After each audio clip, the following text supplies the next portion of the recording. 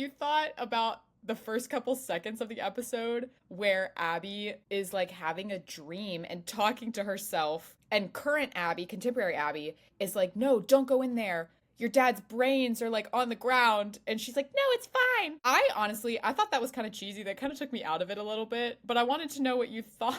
It was definitely not my favorite part at all. It was pretty cheesy, but I've been a little skeptical because I know a lot of people have been very heavily critiquing Abby as a whole this Yeah. season. I mean, have you seen the internet kind of going crazy about it? Oh my gosh, have I?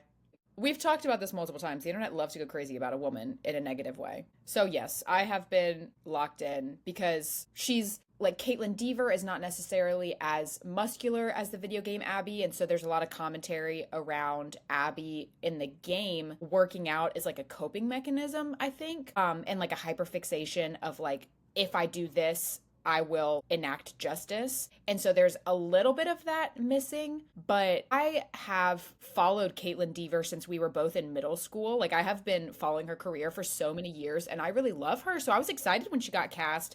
And I think emotionally, she's doing phenomenal. And I kind of jump back and forth between wishing she had time to prepare more because she's even talked about how she didn't have that much time to bulk up, but also being so amazed that like someone not bulky could do what she's doing. I kind of hop back and forth between all of that. The girl didn't have time. Like, she went from finding out she was cast to immediately going into filming.